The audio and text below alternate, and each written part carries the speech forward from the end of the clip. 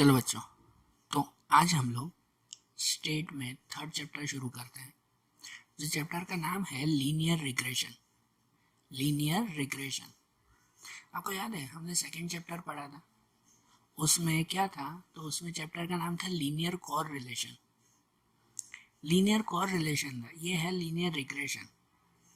Second chapter में हमने ऐसा पढ़ा था कि लीनियर कॉर रिलेशन का मतलब कि कोई भी दो इवेंट हो ना, तो उन दो इवेंट के बीच में कैसा रिलेशन है, पॉजिटिव या नेगेटिव रिलेशन, वो हम लोग सेकेंड चैप्टर में फाइंड करते थे।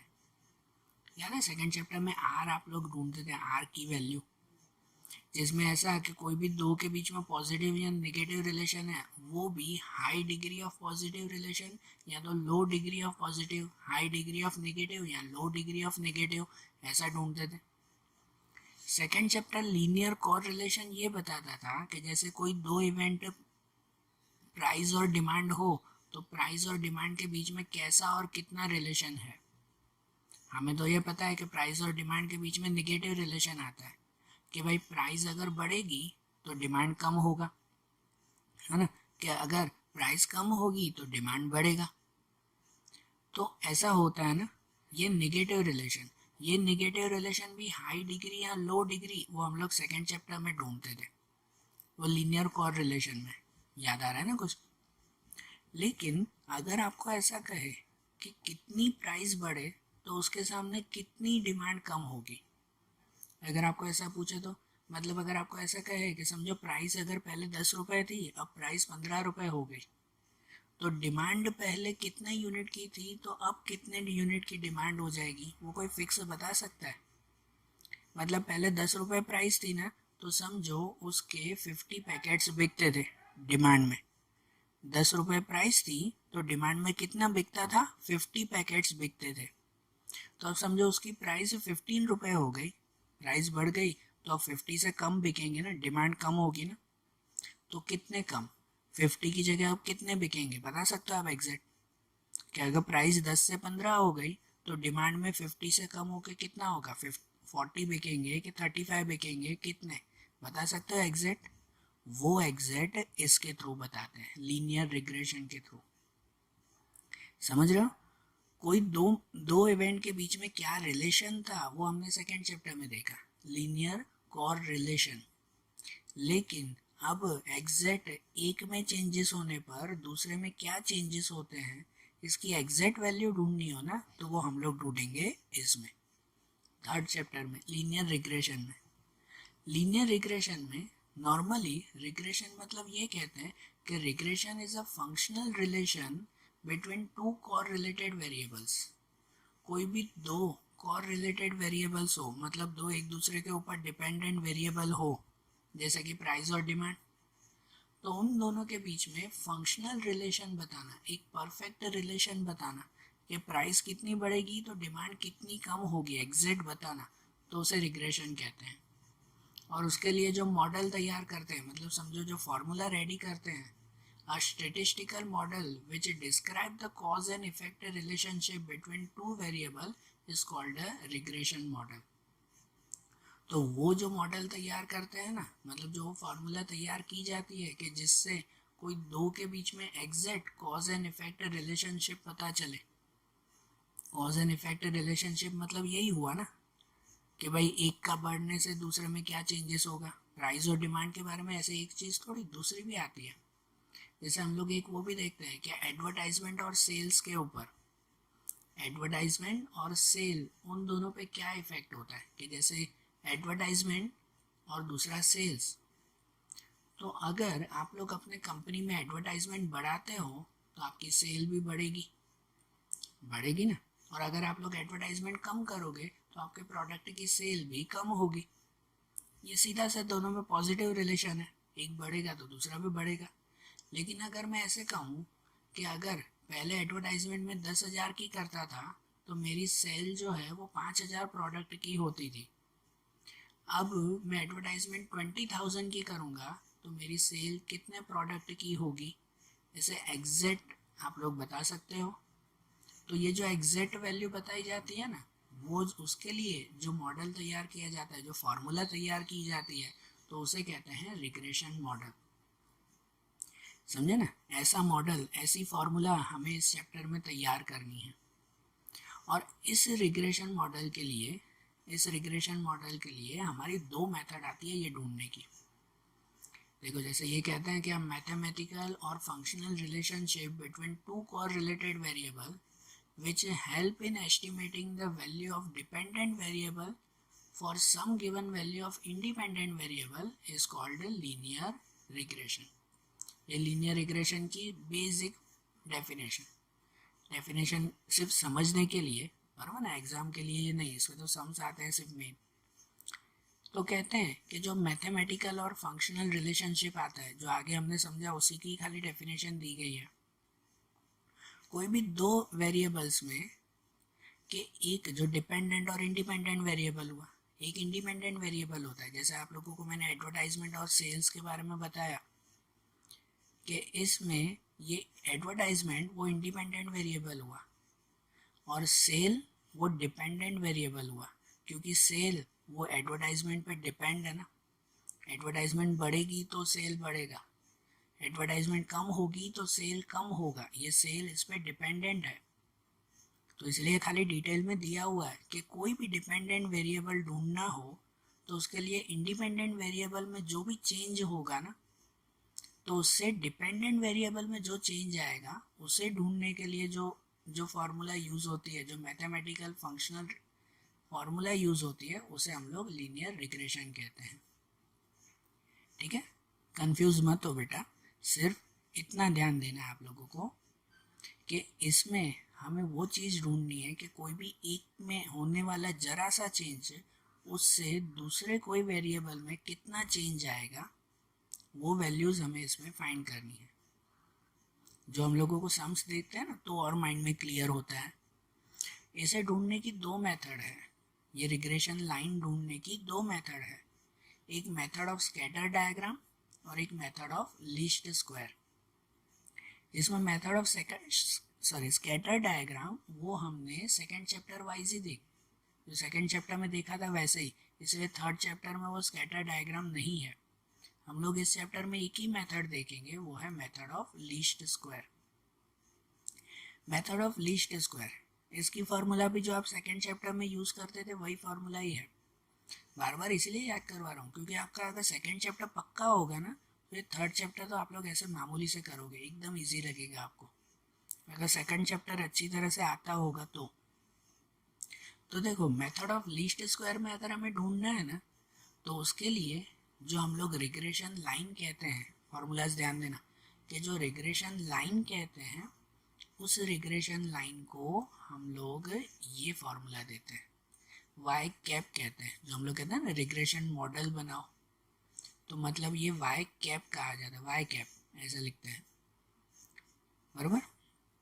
आपको हर सम में ये रिग्रेशन मॉडल वाई कैप ढूंढना है। वाई कैप की फॉर्मूला आती है a प्लस बी एक्स। ये जहाँ पे ये जो b है ना, वो b मतलब कहलाता है रिग्रेशन कोएफिशिएंट। b का मतलब होता है रिग्रेशन कोएफिशिएंट, और a, तो a का नाम आता है इंटरसेप्ट।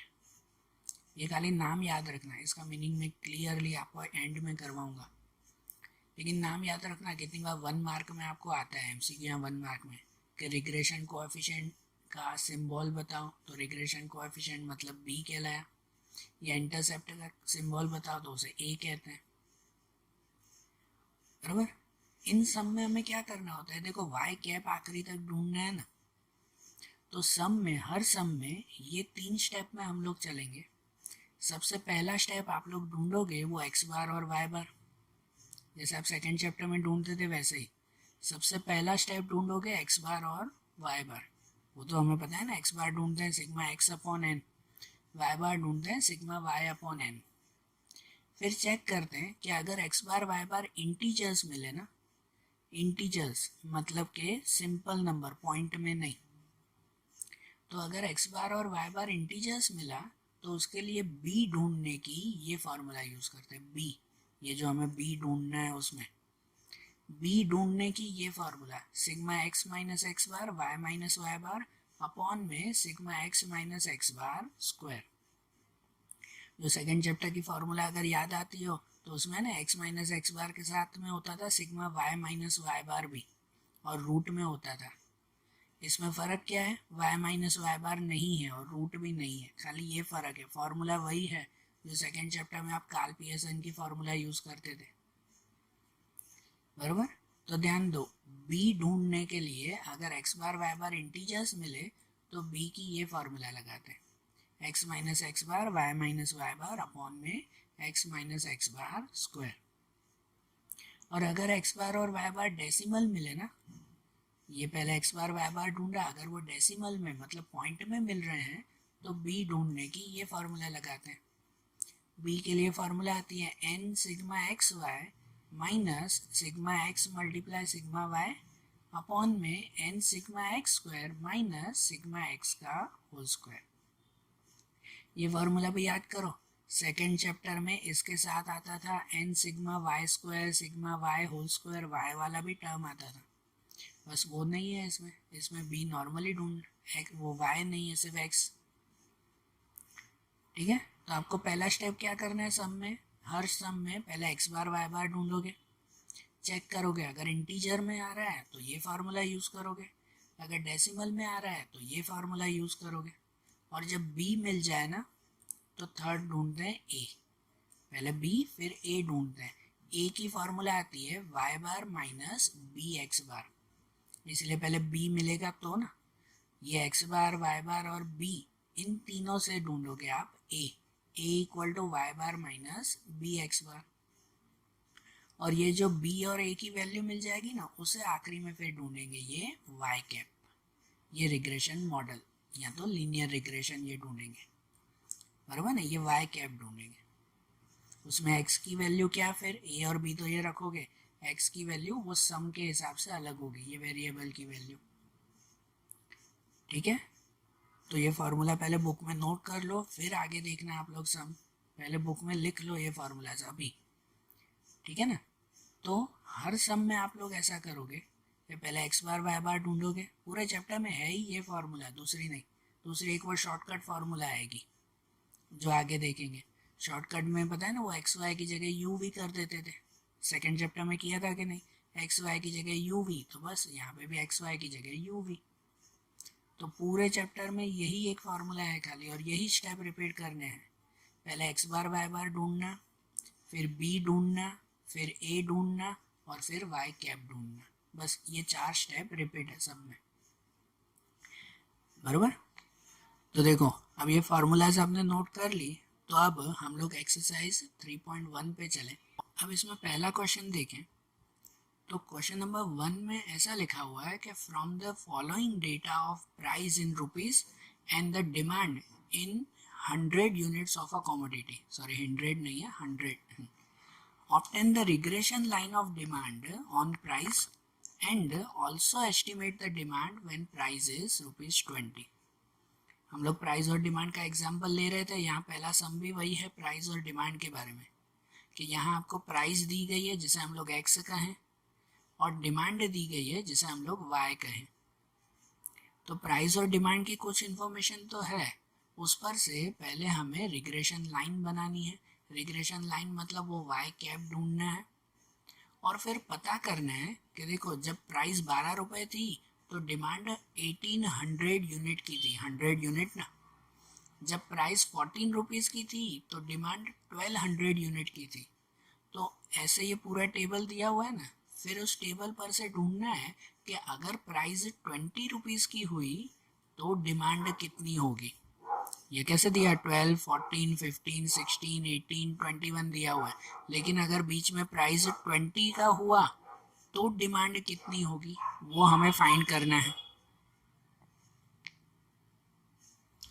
तो उसके लिए जो हम लोग सम ढूंढते हैं ना, तो सबसे पहले क्या करते हैं, एक्स बार और वाई बार, हर सम में 4 स्टेप करने हैं, पहले एक्स बार वाई बार, फिर बी ढूंढो, फिर ए ढूंढो, फिर वाई कैप ढूंढो।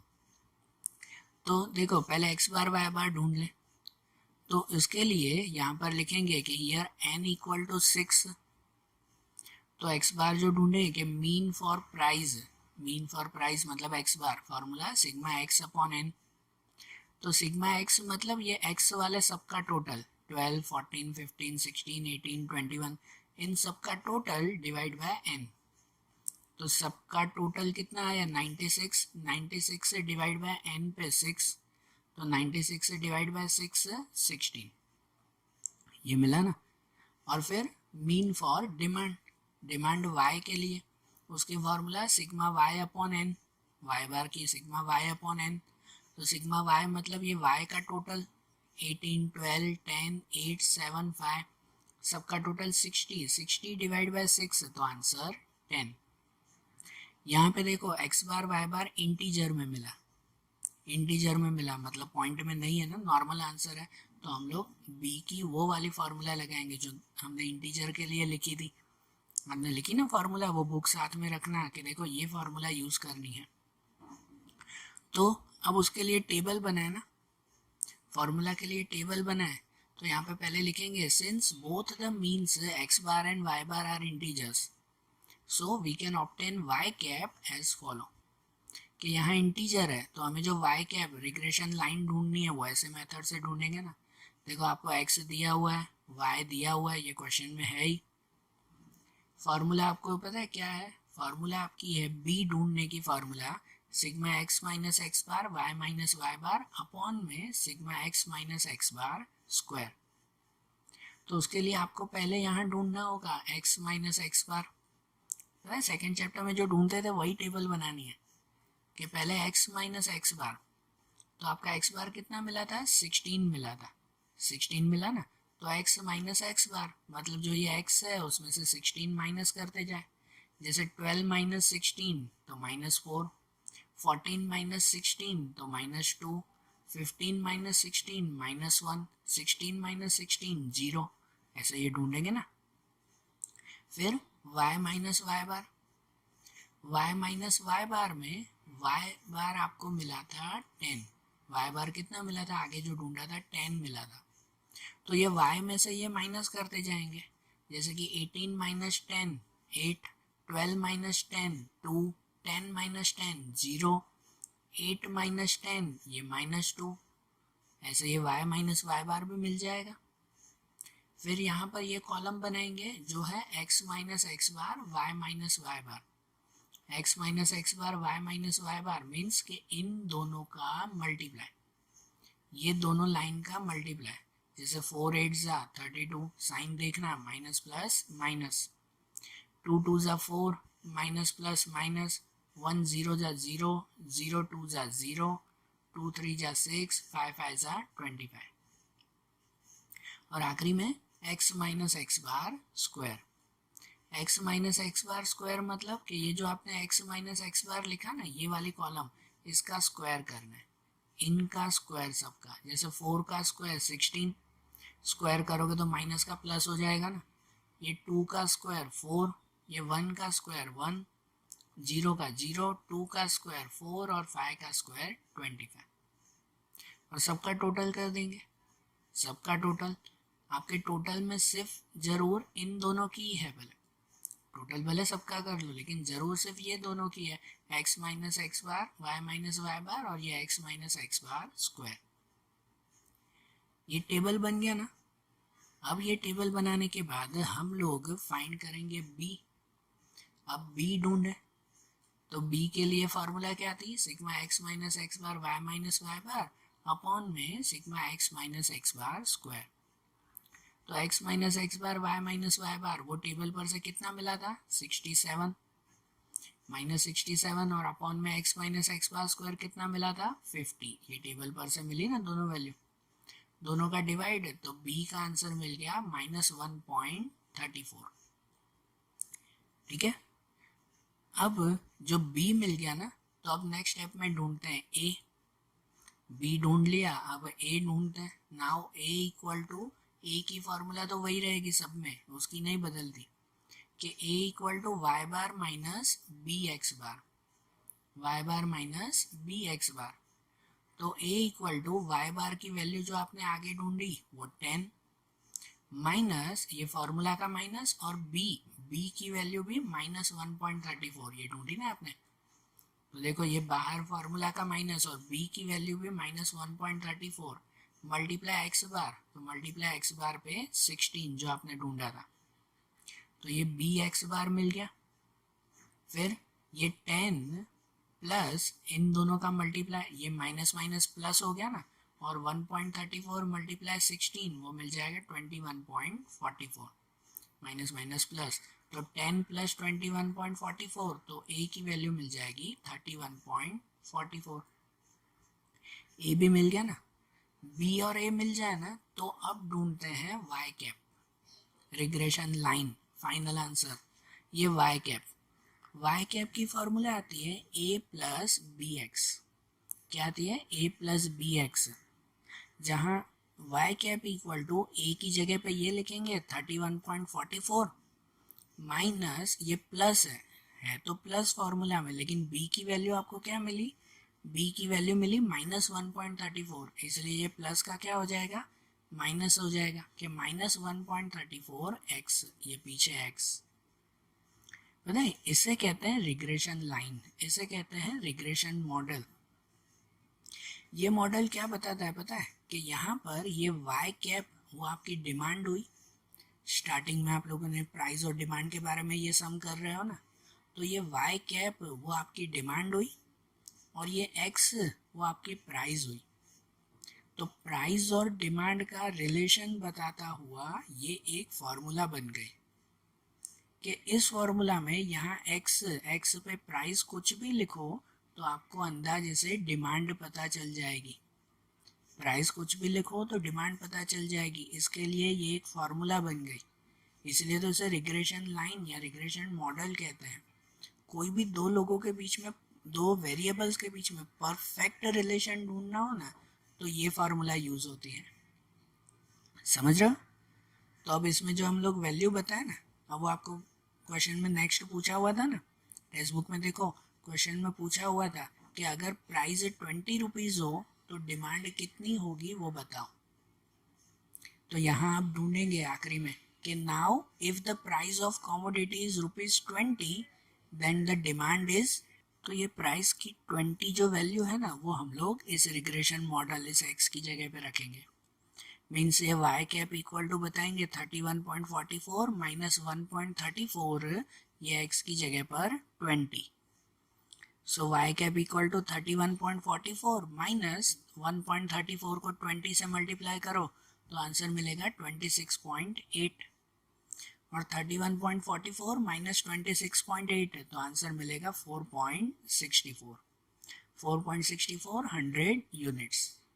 मतलब कि अगर प्राइस जब 20 था ना, तो डिमांड 4.64 100 यूनिट्स हुई। तो ऐसे परफेक्ट वैल्यू मिली ना हमें, किसकी वजह से, इस रिग्रेशन मॉडल की वजह से। समझ आया ना सम। हर सम में आपको ये चार चीज़ें बार बार ढूंढनी है, बी ढूंढना, फिर ए ढूंढना, फिर वाई कैप ढूंढना, और उसमें ये एक्स की वैल्यू रख देना जो पूछी हुई हो, समझे। तो देखो जैसे पहला क्वेश्चन किया ना, अब ऐसे ही सेकंड क्वेश्चन देखें। सेकंड क्वेश्चन है to study the relationship between the time of usage of car and its average annual maintenance cost, the following information is obtain. Obtain the regression line of y on x. Find an estimate of average annual maintenance cost when the usage time of a car is 5 years. Also find the error. अब क्या है कि यहाँ पर car की information है, 6 car दी गई है, सबका time usage of a car है ईयर्स में, कि कोई कार 3 साल यूज़ की गई है, कोई 1 साल यूज़ की हुई है, कोई 2 साल, कोई 5 साल, कोई 3 साल, और सबका एनुअल मेंटेनेंस कॉस्ट है। कार यूज़ करते तो हर साल मेंटेनेंस देना पड़ता है कि नहीं, बराबर ना, वो 1000 रुपीज़ में है। कि समझो कोई कार अगर 3 साल यूज़ की गई है ना, तो उसका हर साल का खर्चा 10,000 रुपये है, 1000 रुपीज़। कोई कार अगर 1 साल यूज़ की गई है ना, तो उसका साल का खर्चा 5000 रुपये है। कोई कार अगर 2 साल यूज़ की गई है ना, तो उसके साल का खर्चा एनुअल मेंटेनेंस 8000 रुपये है। ऐसे दिया हुआ है ना सबके कॉस्ट। तो हमें क्या फाइंड करना है, एक तो उसकी रिग्रेशन लाइन बनानी है, मतलब वाई कैप ढूंढना है, और उसके बाद चेक करना है कि अगर कार 5 साल चल रही है तो मेंटेनेंस कितना होगा, and also find the error. तो इसका मतलब क्या पता है, अगर कार 5 साल चल रही है तो ध्यान से देखो, यहाँ पे दिया हुआ ही है कि कार 5 साल अगर चले तो ये 5th वाली कार में दिया हुआ है ना टाइम यूजेज ऑफ कार, कि अगर 5 साल चल रही है तो इसका मतलब कि उसका एनुअल मेंटेनेंस 13,000 का होगा। तो वो ढूंढना क्या है, वो तो दिया हुआ ही है ना कि find the estimate average annual maintenance when the car is 5 years। तो 5 साल का है तो एनुअल 13,000 ही होगा, वो तो दिया हुआ ही है। ढूंढना क्या है, तो ढूंढना एरर है कि 5 साल चले तो क्या एनुअल 13,000 ही आएगा, सही या गलत, वो एरर ढूंढनी है। मतलब जो आप लोग वाई कैप ढूंढ के आखिरी में एक्स की वैल्यू रखते थे ना, तो वो एक्स की वैल्यू 5 रखेंगे, ये 5, और चेक करेंगे कि आंसर 13 ही आ रहा है या और कुछ आ रहा है, बराबर ना, वो एरर है कि नहीं वो चेक करेंगे।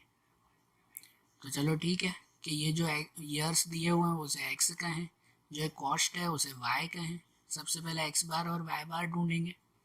यहाँ लिखें year n equal to 6। So पहले mean for time uses x, पहले एक्स का मीन ढूंढें।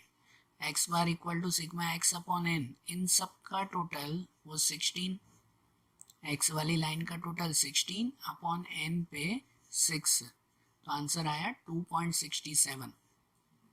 फिर mean for average annual maintenance, Y bar sigma Y upon N, तो ये वाई का टोटल करेंगे, वाई का टोटल 51, सबका टोटल अपॉन में एन पे 6, 51 डिवाइड बाय 6 8.5, बराबर। तो देखो अब यहाँ जो एक्स बार वाई बार मिला ना वो हमें डेसिमल में मिला, पॉइंट में मिला, तो हम लोग वो डेसिमल वाली फार्मूला यूज करेंगे बी ढूंढने के लिए। खाली बी ढूंढने के लिए फार्मूला बदलेगी, बाकी ए ढूंढना है, वाई कैप ढूंढना है, उसके लिए तो सेम ही फार्मूला है। तो अब देखो, अब बी के लिए अगर फार्मूला अलग है तो टेबल भी अलग बनाना पड़ेगा। Since both the mean X bar and Y bar are decimals so we can obtain Y cap as follow. आपको कार दिए हुए हैं 1 2 3 4 5 6, टाइम यूजेज दिया हुआ था एक्स, ये भी क्वेश्चन में दिया हुआ है, एवरेज मेंटेनेंस वो वाई, ये भी क्वेश्चन में दिया हुआ है। अब डेसिमल है ना, तो उसके लिए आपको यहाँ पर ये चीज़ें ढूंढनी होगी कि पहले एक्स वाई, क्या ढूंढना होगा फार्मूला के हिसाब से, पहले एक्स वाई। आप लोग फार्मूला देखो, पहले बुक में फार्मूला देखो, अभी उसमें फार्मूला में है N sigma x Y minus sigma x multiply sigma Y upon में N sigma x square minus sigma x का होल स्क्वायर। तो फॉर्मूला वाइज है ना, हमें एन सिग्मा एक्स वाई, तो पहले एक्स वाई ढूंढना होगा। एक्स वाई मतलब एक्स और वाई का टोटल, एक्स और वाई का मल्टीप्लाई, सॉरी टोटल नहीं मल्टीप्लाई, जैसे 3 10 जा, 1 5 जा, ये 2 8 जा, 2 7 जा, ऐसा एक्स वाई। फिर फॉर्मूला में हमें दूसरा चाहिए कि minus sigma x multiply sigma Y, तो सिग्मा एक्स और सिग्मा वाई, तो वो तो इन दोनों का टोटल लिखेंगे ना। फिर अपॉन में N sigma x square, sigma x square मतलब एक्स स्क्वायर का टोटल, इसलिए आखिरी ढूंढना होगा हमें एक्स स्क्वायर। एक्स स्क्वायर मतलब जो ये एक्स ढूंढा ना, जो एक्स क्वेश्चन में दिया हुआ है उसका स्क्वायर, 3 का स्क्वायर 9, 1 का स्क्वायर 2 का स्क्वायर, ये 2 का स्क्वायर, तो ये एक्स स्क्वायर आ गया ना, बराबर ना। बस ये एक्स स्क्वायर और दूसरा है सिग्मा एक्स का होल स्क्वायर, तो सिग्मा एक्स तो यही है, इसका होल स्क्वायर, तो इन सब का टोटल कर देंगे, बराबर ना। मतलब इसमें अगर डेसिमल हो ना तो आपको एक्स वाई के साथ दो ही चीज़ें ढूंढनी है, एक एक्स वाई और दूसरा एक्स स्क्वायर। अब इसे हम लोग फार्मूला में लिखें कि ये बी की फार्मूला, पहले बी ढूंढे कि बी की formula N sigma x Y minus sigma X sigma Y upon N sigma x square minus sigma X whole square. तो उसके लिए एन पे 6 नंबर है, सिग्मा एक्स वाई तो टेबल में देखो पीछे कि सिग्मा एक्स वाई में दिया हुआ है 54, उसका टोटल, माइनस सिग्मा एक्स, तो सिग्मा एक्स का टोटल 16 है ना, एक्स का टोटल 16 और सिग्मा वाई, वाई का टोटल 51। फिर एन सिग्मा एक्स स्क्वायर, तो एन पे 6, सिग्मा एक्स स्क्वायर पे हुआ 52, एक्स स्क्वायर का टोटल जो टेबल पर से है एक्स स्क्वायर का टोटल 52 माइनस सिग्मा एक्स का होल स्क्वायर, तो सिग्मा एक्स पे है 16, एक्स का टोटल 16 उसका होल स्क्वायर।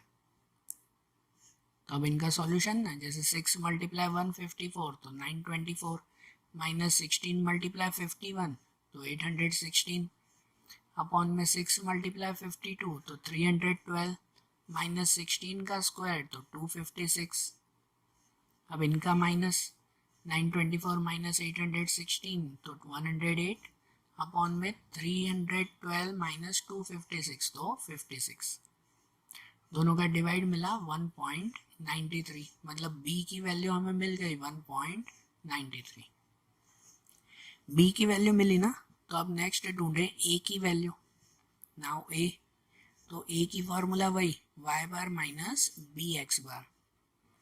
तो y बार की वैल्यू जो पहले ढूंढी थी वो 8.5 माइनस बी एक्स बार, तो b की वैल्यू ये ढूंढी 1.93, ये तो प्लस में ही मिली ना, ये बाहर फॉर्मूला का माइनस और ये प्लस में ही है 1.93, और x बार पे जो वैल्यू मिली आपको आगे 2.67।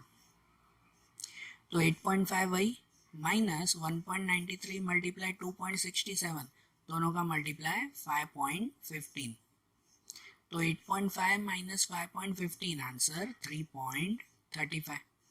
कितनी वैल्यू मिली? 3.35 मिली। ये a की वैल्यू मिल गई ना, बराबर। ये a भी जो मिल गया, तो अब ढूंढे y कैप। अब y कैप फाइंड करें, उसकी value a plus B X, formula ये, जहाँ a तो a की जगह पे लिखेंगे ये 3.35 प्लस b की जगह पे 1.93, ये प्लस में ही है ना, तो प्लस 1.93 x, ये मिल गया हमें रिग्रेशन लाइन या तो रिग्रेशन मॉडल। ये y कैप मिल गई ना, जिसमें ये y मतलब वो मेंटेनेंस कॉस्ट था और x मतलब टाइम यूजेज था। तो अब जो ढूंढना था ना हमें x की जगह पर वैल्यू रख के कि now if the usage time of the car is 5 years, अगर समझो कार 5 साल चल रही है x पे 5, then average maintenance cost is, तो वो कॉस्ट ढूंढे। केसी वैल्यू में y cap equal to 3.35 plus 1.93 multiply x पे 5 years रखने थे ना, तो 3.35 प्लस 1.93 को 5 से मल्टीप्लाई करो तो 9.65, तो 3.35 प्लस 9.65 कितना आया? 13 मिला हमें, 13,000 रुपीज़। तो आपको पता है टेबल में दिया हुआ ही था कि अगर x पे 5 है तो y की वैल्यू 13 सही है या नहीं, वो एरर ढूंढो। तो 13 बरोबर मिली ना, पूरी वैल्यू रख के देखिए कि x की जगह पे 5 हो तो y पे 13 बरोबर मिला, मीन्स नो एरर। पास में लिख देंगे कि कोई एरर नहीं है, ये करेक्ट फॉर्मूला है, बरोबर। समझ आया ना सब? कैसे डेसिमल में x बार y बार मिले तो कैसे फॉर्मूला रखनी है, और इंटीजर्स मिले तो कैसे रखना है, ठीक है ना। तो देखो सिंपल, सब में ऐसे ही करना है। तो आज जैसे ये 3.1 के फर्स्ट और सेकंड हमने किए ना, फर्स्ट और सेकंड का जैसे सम किया ना, ऐसे ही अब थर्ड और फोर्थ क्वेश्चन है ना, वो आप लोगों को करना है, आपको खुद ट्राई करना है ऐसे ही मेथड से, यही मेथड से आपको थर्ड और फोर्थ क्वेश्चन ट्राई करना है। और कल हम लोग फिर एक्सरसाइज 3.2 देखेंगे, यूवी वाली मेथड। चैप्टर में है ही ये 2 मेथड ना, बराबर। तो आज जैसे ये एक मेथड देखी, अब ऐसे ही इसकी दूसरी मेथड्स हम लोग कल के वीडियोस में देखेंगे। Okay, thank you.